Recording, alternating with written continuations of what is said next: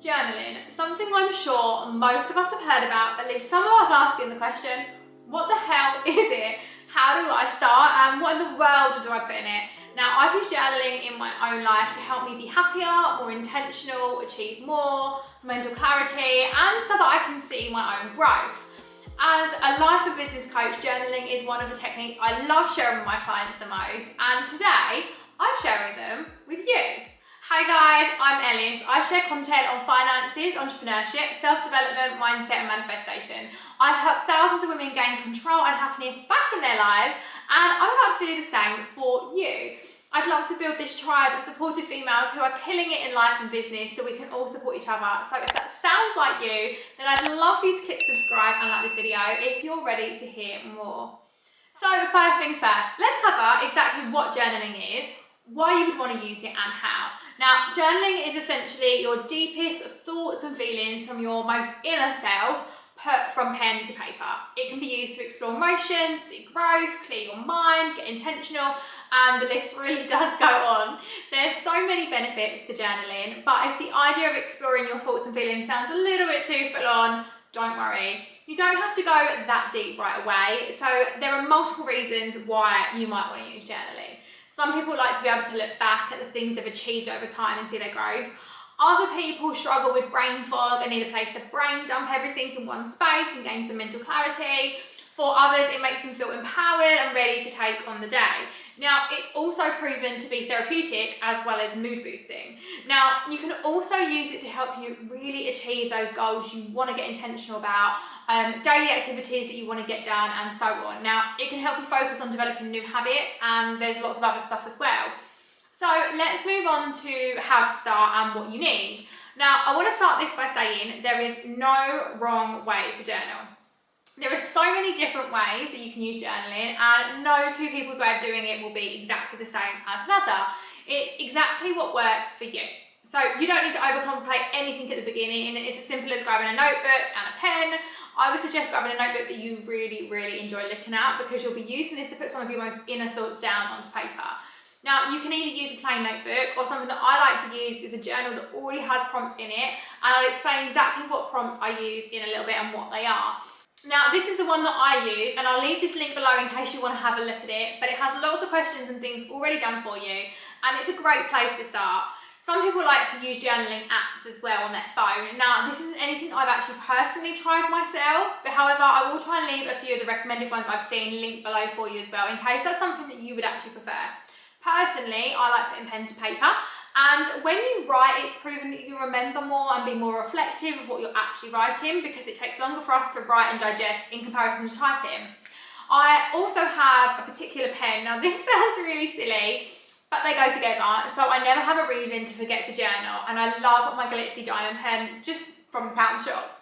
Now, the next thing I would suggest is that you figure out your why and set your intention. So why do you want to journal? Is it to record a particular event that's taking place? Is it as a go-to to make you happier or for mental clarity? Do you want to become more aligned with your emotions? Is it to track a goal, or is it for self-discovery? Your why will be the reason that keeps you going. Now, when it comes to actually using your journal, it can be used at different times of the day. I personally use my morning and night for different reasons, which I will go into in a moment. However, some people like to use theirs during the day as well. Now, there really isn't no clear-cut answer as to when you journal. It's really down to you as a person, and it's completely your choice. One thing I would recommend though is that you need to be consistent.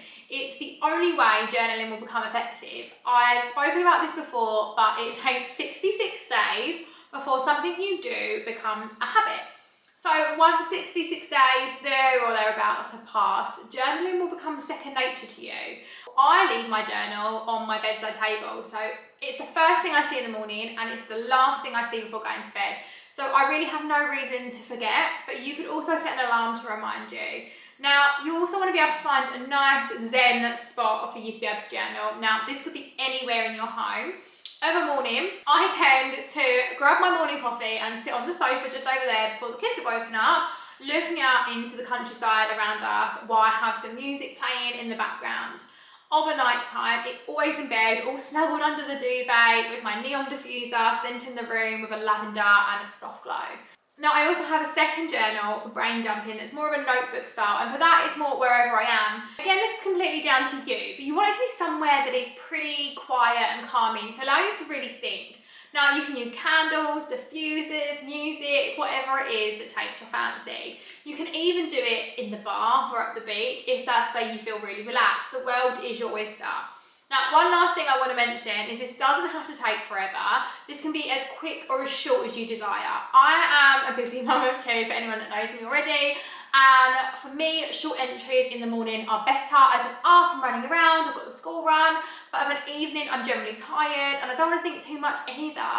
I also have different entries for the week overall, so where I spend a little bit more time journaling, so overall on a weekly basis, but again, this is completely your choice. Now, let's get to the crux of it, what to write. Now, again, there are so many different ways of journaling and it's really tailored to you.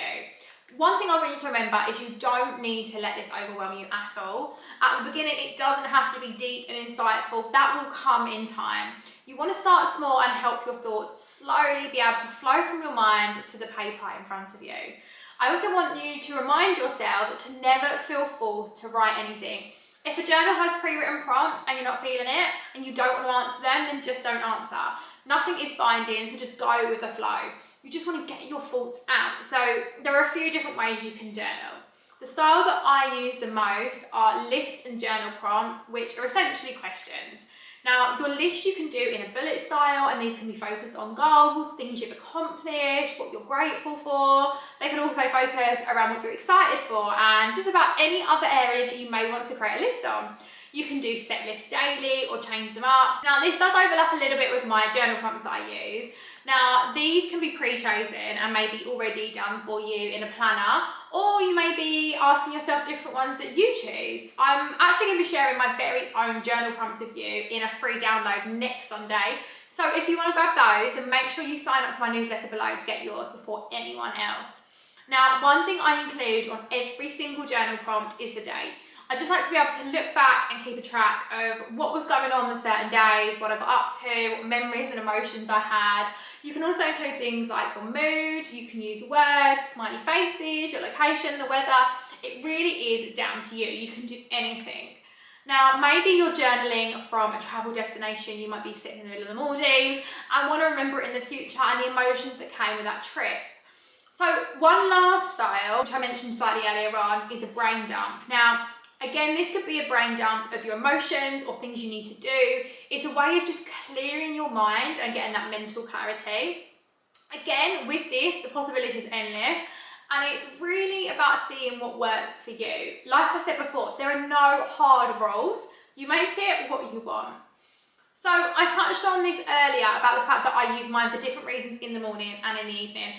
And I wanted to give you a little outline as to what I journal on during both these times. Now, of a morning, I cover a few really quick areas. Firstly, I list 3 things I want to accomplish for the day. Now, this really helps me focus on today's goals and what my main priorities are. Now, secondly, I write down 3 things I'm grateful for. Now, this really helps me put things into perspective, but it also allows me to see how much good there is in my life and is a reminder for me throughout the day, even if things may not go to plan. Lastly, I write down positive affirmations. Now, sometimes I write down more than one, but I generally just stick to one. So sometimes I repeat the same affirmation daily, which is something I'm doing right now. It's something that I really need to keep repeating and affirming to myself for my own mental strength. Now, these can be anything, and I actually posted a reel with some of my favourite morning affirmations over on Instagram, so head on over there to check them out if you're interested. I will leave my hand on the screen. Of an evening, however, my journaling is a little bit different. I write down a good deed I've done for the day. This could be anything. Then I note 3 of my favourite memories from the day. So this is one of my favourite things to journal on. I love recording things that might have happened with the boys and the kids, or my own accomplishments, or anything like that. And then I also write down 1 thing I want to improve on from the day. This could be my productiveness, my patience with the kids, or anything else. Again, this is really a very personal thing to you. And that's just about it, I think, for an introduction into journaling. I'd love to know in the comments if this has helped you no longer feel just a little bit lost when it comes to journaling and understand exactly what it is and how to use it. If you've enjoyed this video, then don't forget to give this video a big thumbs up. If you're new, I post content every Sunday, so would love for you to subscribe and turn on the bell notifications so you're notified every single time I upload a new video so you don't miss one. Don't forget to sign up to my newsletter as well for lots of freebies and to be the first to be notified of what's going on. And do let me know in the comments if there's any other content you'd like to see from me. I'm also over on Instagram for daily rambling, so feel free to catch me over there too. But I shall see you all again next week. Bye guys!